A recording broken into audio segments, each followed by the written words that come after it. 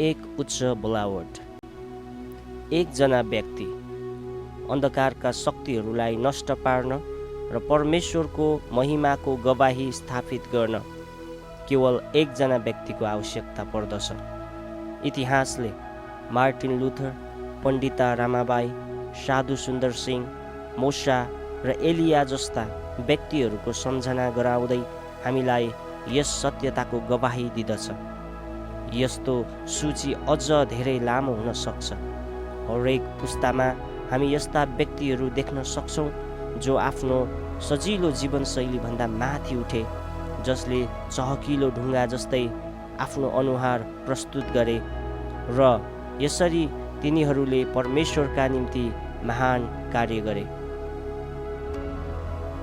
समयको सुरुदेखि नै परमेश्वरले यस्तो प्रकारका व्यक्तिहरू खोज्नु भएको छ जस कहाँ उहाँले आफ्नो सामर्थ्य प्रकट गर्न सक्नुहुन्छ र जसद्वारा उहाँले यस पृथ्वीमा आफ्ना योजना र उद्देश्य पुरा गर्न सक्नुहुन्छ। 2 इतिहास 16 अध्यायको 9 पदले हामीलाई के भन्छ यसबारे विचार गरौँ।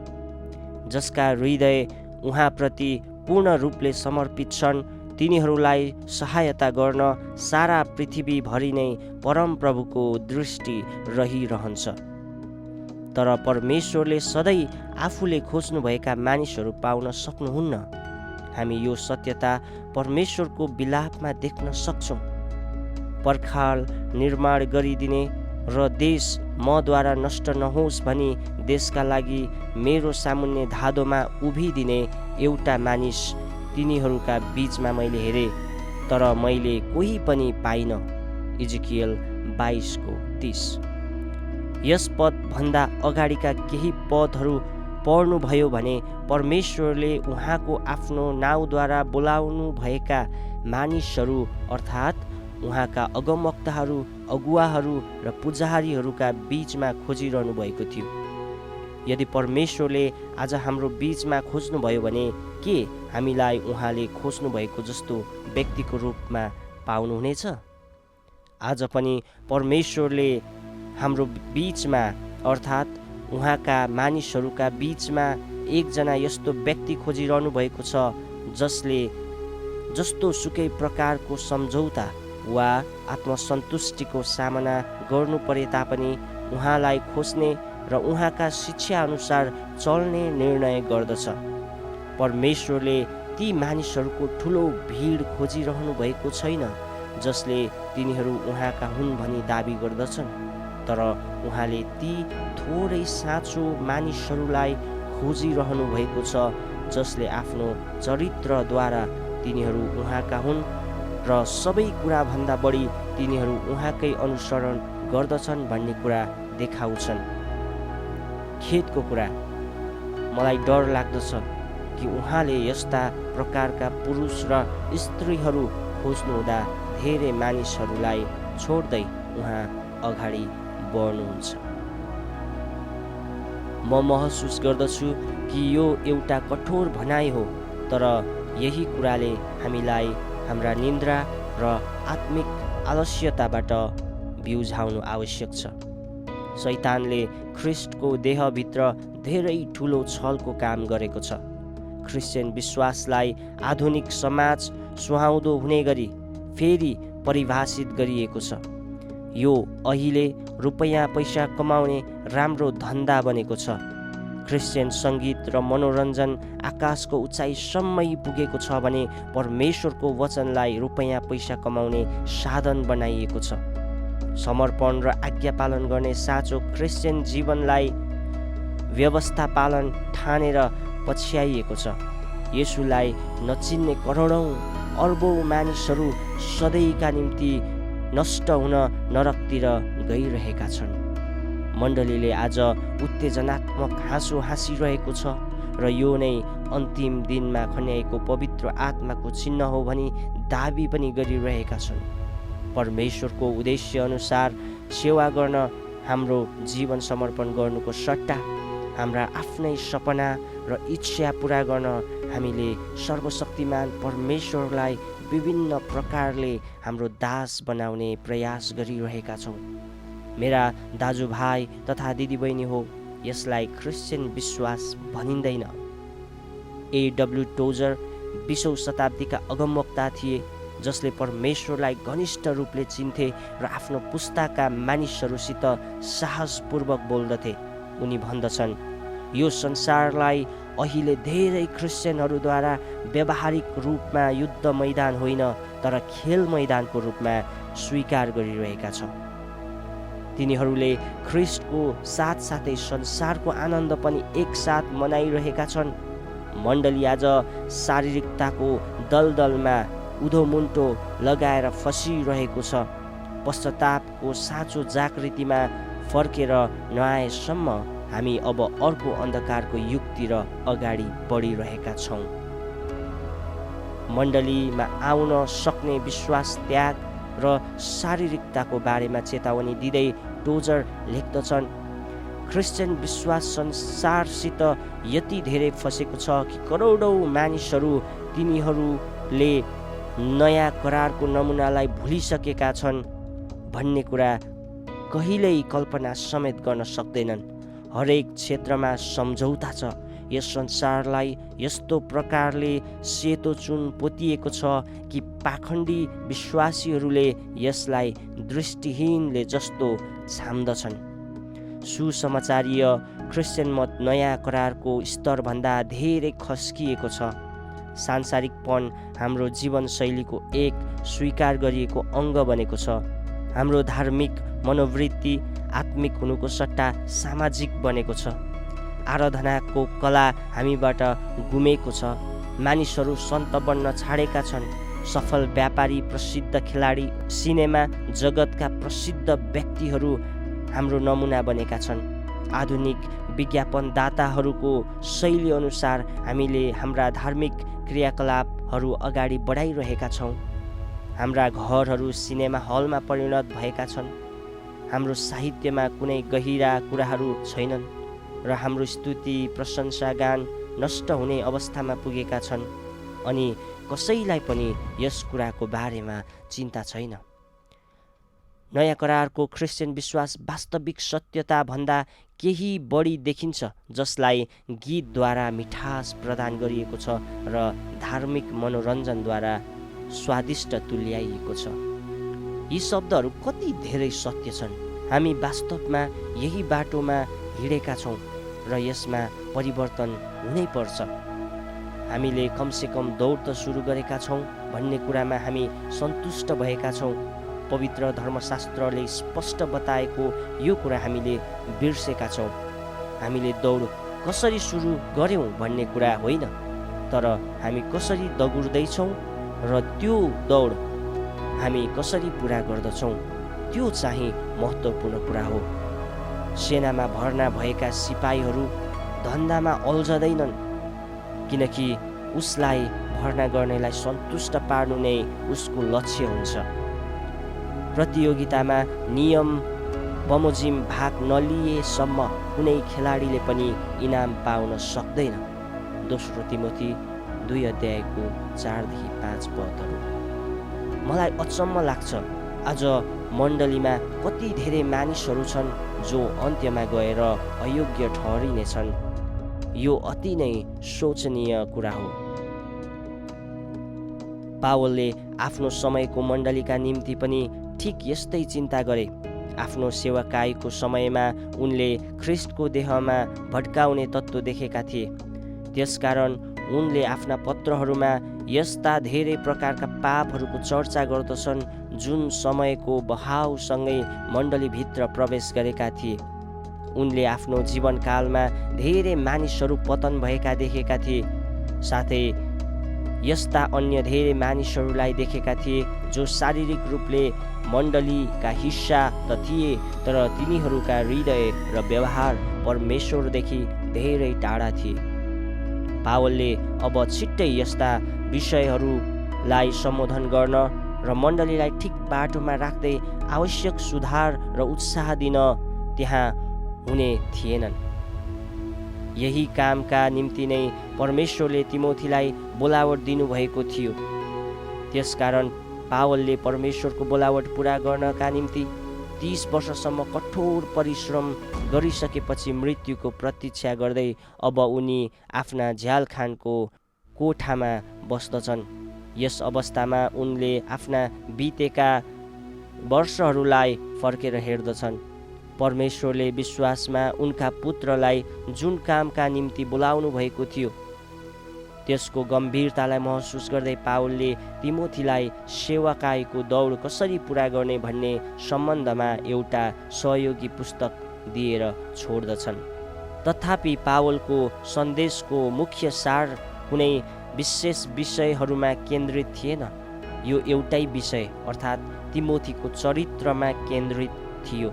भविष्यमा मण्डलीको वृद्धि र स्थिरता निश्चित गर्नका लागि भौतिक साधन सुविधा र प्रबन्धयुक्त एक असल सङ्गठन वा कुनै बाह्य सहायकको आवश्यकता पर्दैन भनी पावलले जान्दथे।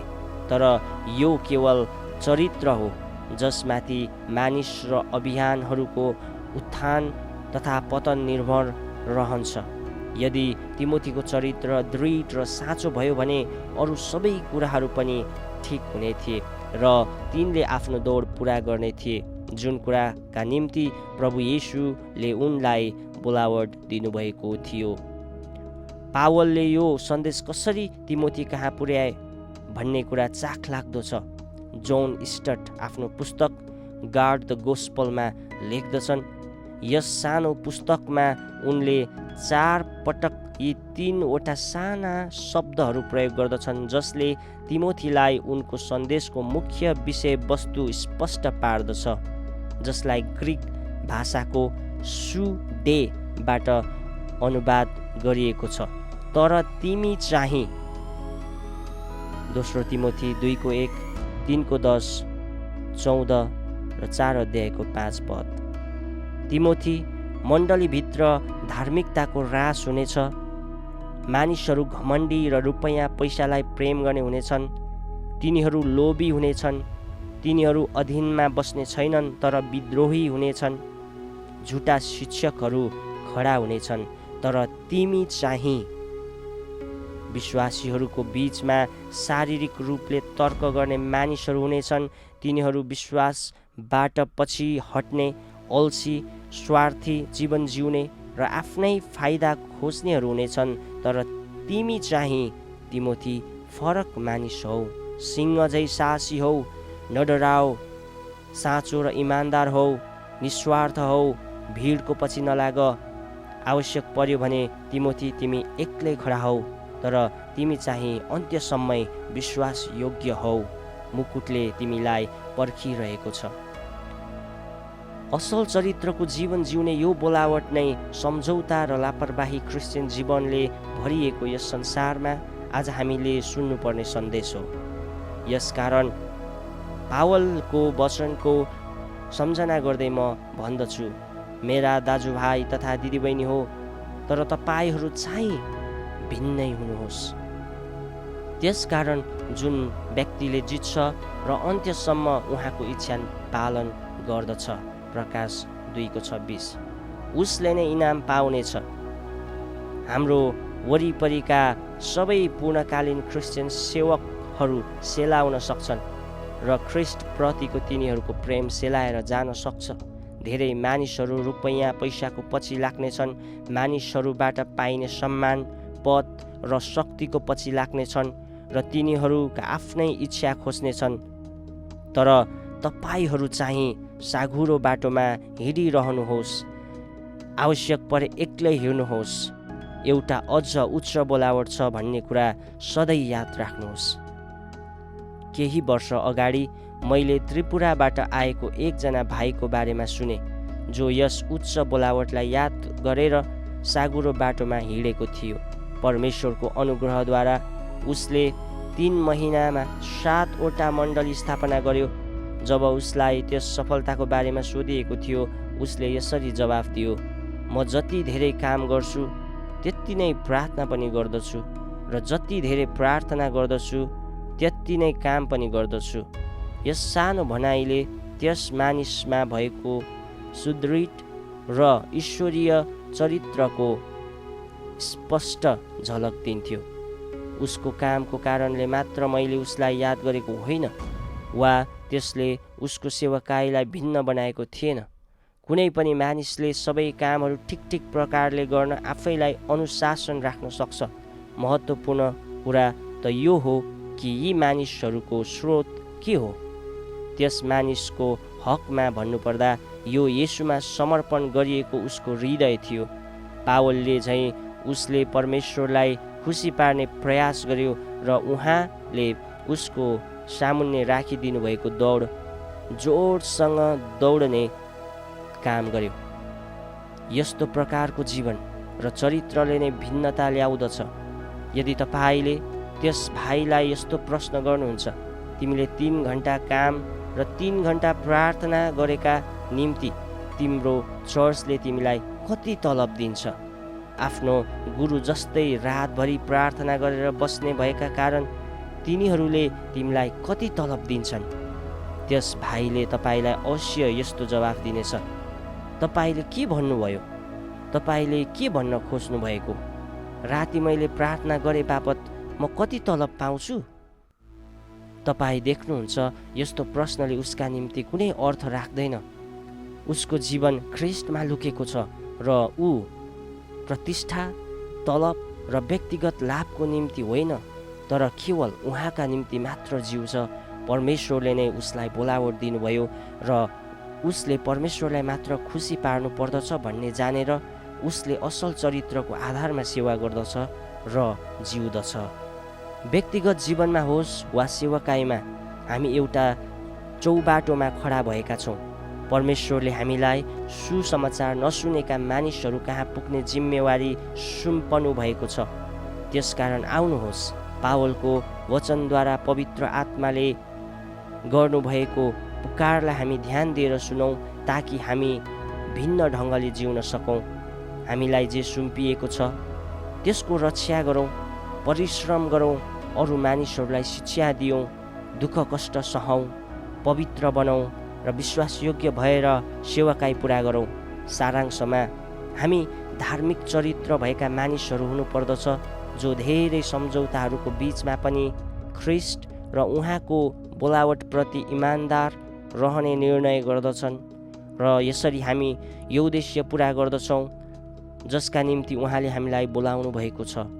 जब म मेरा आँखाहरू बन्द गरेर पावलको मुटुको धड्कन अनुभव गर्ने प्रयास गर्दछु, तब उनले यसो भन्दै गरेका कुरा म सुन्दछु।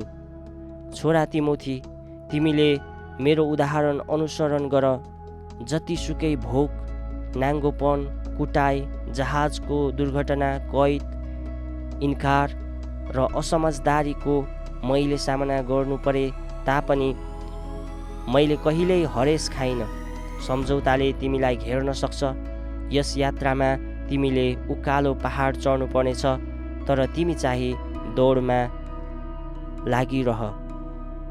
तिम्रो विरुद्धमा बहने हावा अति नै चिसो र भयानक हुन सक्छ। तिम्रा प्रभुले पनि उहाँको विरुद्धमा त्यही बतासको सामना गर्नुभयो।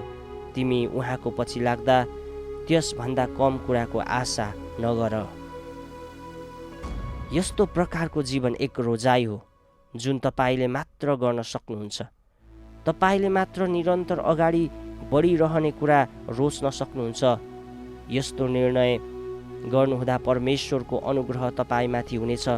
जब तपाईँको वरिपरि रहेका र तपाईँले आदर गरेका मानिसहरूले समेत सहज र आरामदायी बाटोको खोजी गर्दछन्, तपाईँले मात्र यस्ता स्वार्थी कुराहरू छोडेर निरन्तर रूपमा निशानातिर अगाडि बढ्ने निर्णय गर्नुहुन्छ। अरूले जे सुकै गरून् वा जुनसुकै कुरालाई आफ्नो आदर्शको रूपमा स्वीकार गरून्, प्रभु येशूले यसो भनिरहनु भएको तपाईँ सुन्नुहोस्। तर तिमी चाहिँ मेरो पछि लाग, तिम्रो हात हलोको अनौमा लगाऊ। यदि तिमी बतासको विरुद्धमा खडा हुने र त्यस उच्च बोलावटतिर निरन्तर अगाडि बढ्ने निर्णय गर्छौ भने मेरो अनुग्रहले तिमीलाई सुरक्षित राख्नेछ। यसकारण म तपाईँलाई निमन्त्रणा गर्दछु कि मसँग आउनुहोस्। हामी एकसाथ तिमोथीको छेउमा बसौँ र पावलले दिएका शिक्षाहरूमाथि विचार मनन गरौँ। अन्त्यसम्मै यस्तो प्रकारको समर्पणको जीवन जिउनु भनेको के हो र यो कस्तो हुन्छ? तपाईँलाई विशेष उद्देश्यका निम्ति परमेश्वरद्वारा बोलाइएको छ। हामीले कसरी त्यो उद्देश्य पुरा र उहाँको नाउँको सम्मान गर्न सक्छौँ?